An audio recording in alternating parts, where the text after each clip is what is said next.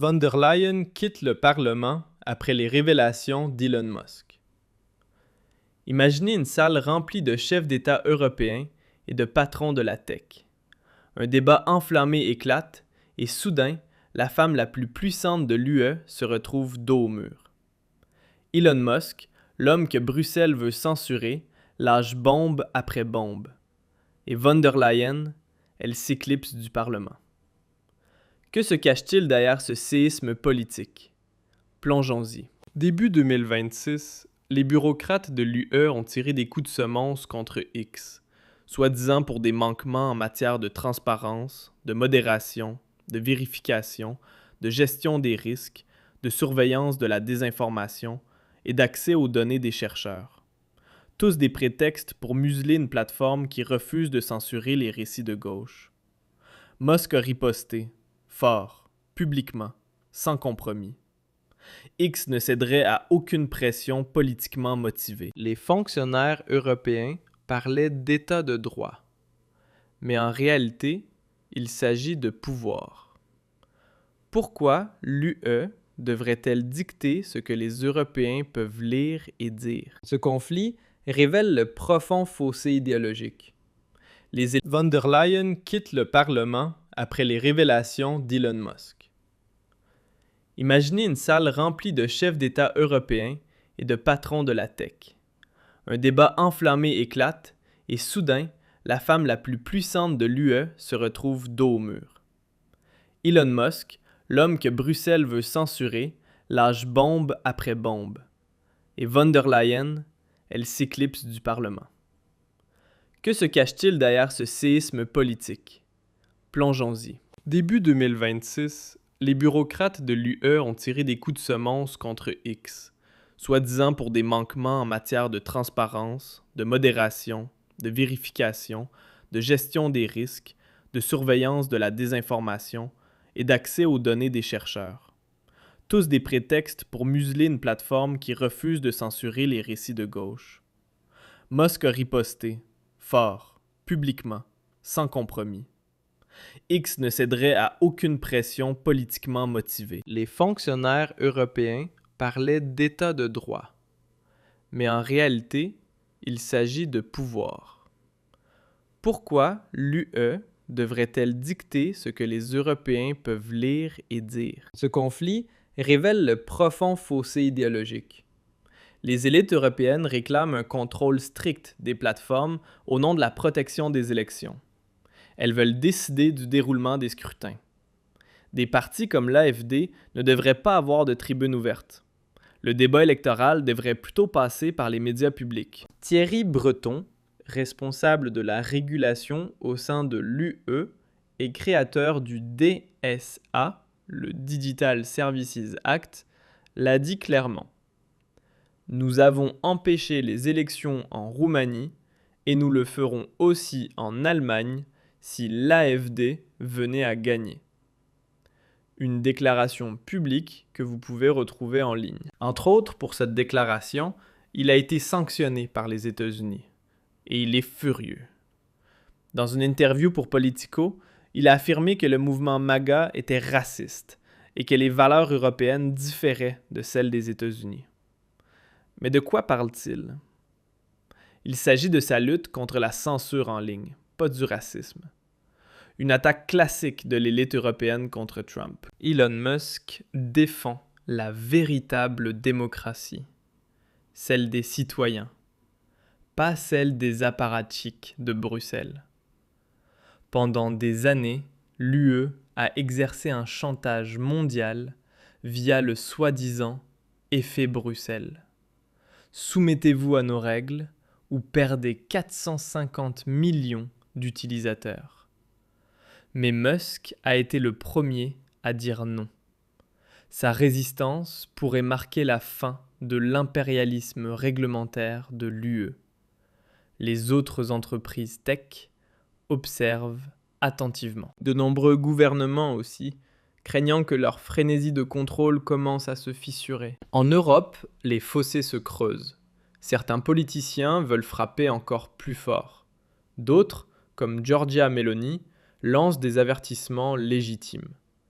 la surréglementation tue l'innovation, la compétitivité et l'avenir de l'Europe. L'opinion publique se divise. Les jeunes, entrepreneurs et créatifs voient l'atteinte de l'UE, les autres craignent la désinformation.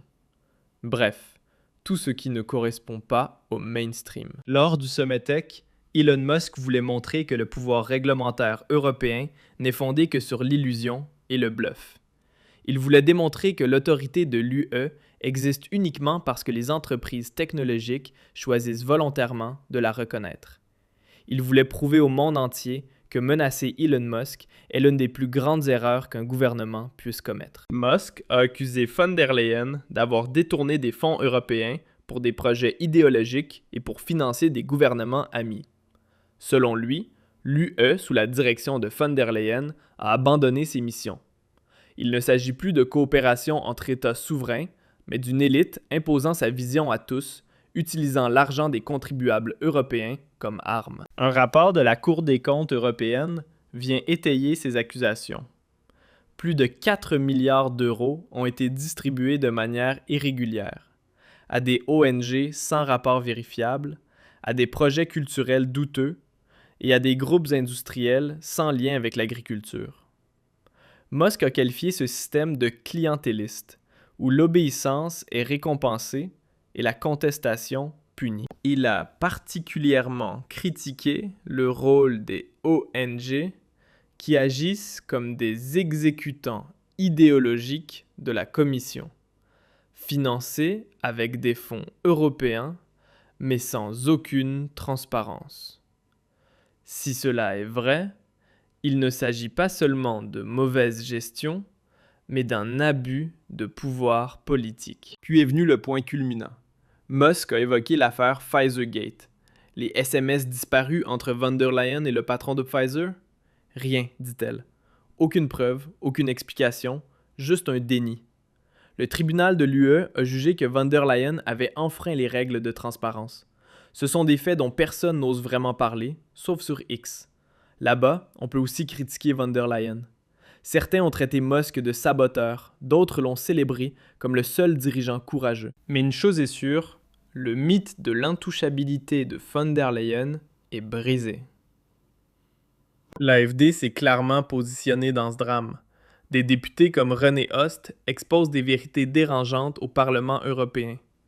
Ursula von der Leyen, en tant que ministre de la Famille et de la Défense en Allemagne, a laissé derrière elle un bilan catastrophique, marqué par des scandales, du népotisme et l'absence de toute vision.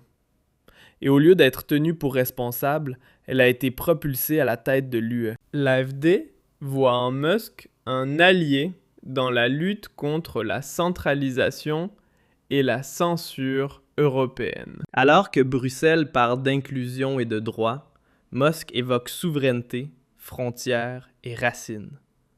Ses propos trouvent un écho, non seulement en Allemagne auprès de l'AfD, mais aussi chez d'autres dirigeants comme Giorgia Meloni, Marine Le Pen ou Viktor Orban.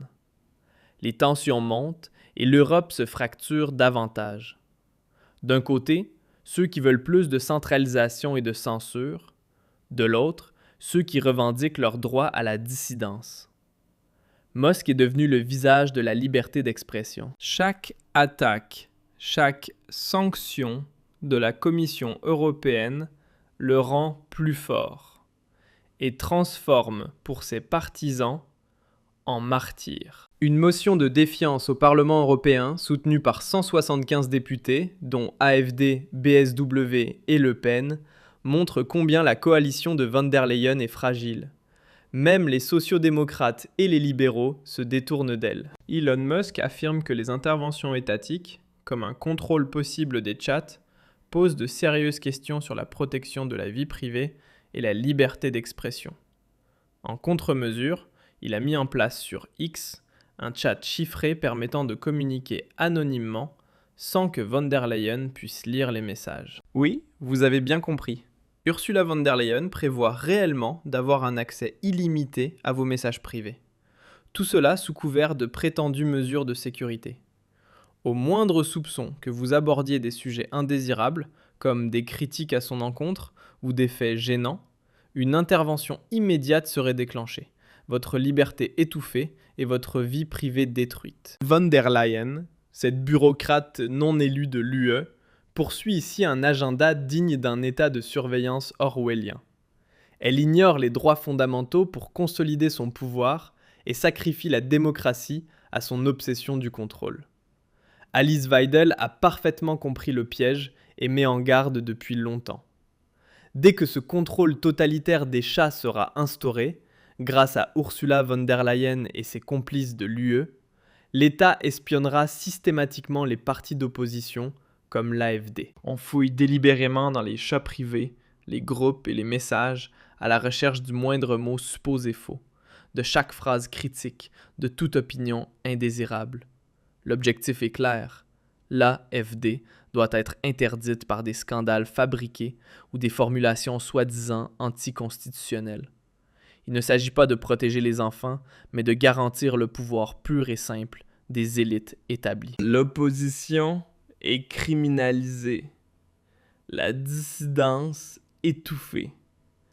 La démocratie transformée en farce. Weidel l'appelle par son nom. Une attaque générale contre les droits des citoyens et la voie directe vers une dictature idéologique. Qui se tait aujourd'hui risque de perdre demain toute liberté. L'AfD est la première cible. Le problème ne réside pas seulement dans Ursula von der Leyen. Elle n'est que la partie émergée de l'iceberg. Le véritable problème est un système à Bruxelles, détaché des citoyens. Un appareil qui manie des milliards, crée des lois et outrepasse les parlements nationaux sans rendre de compte. Rien que l'an dernier, la Commission européenne a distribué 15 millions d'euros à des ONG sélectionnées aux programmes politiques clairement définis. Des groupes comme Client Earth poursuivent délibérément des entreprises allemandes. D'autres ONG s'opposent aux accords commerciaux comme le Mercosur, financés avec des fonds européens. Markus Pieper, député CDU, parle d'une violation de la séparation des pouvoirs. Même la députée FDP Svenja Hahn affirme que cela nuit gravement à la confiance dans l'UE. Et que se passe-t-il? Rien. Von der Leyen veut continuer, soutenue par Macron, Merz et le gouvernement noir-rouge. Son bilan? Une catastrophe.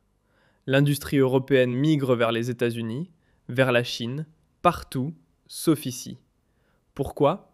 Parce que les prix de l'énergie explosent, tandis que Bruxelles débat des étoiles de genre ou empêche les agriculteurs de fertiliser. Elon Musk appelle à un changement radical. À la fin de son discours, Ursula von der Leyen a quitté visiblement agacée le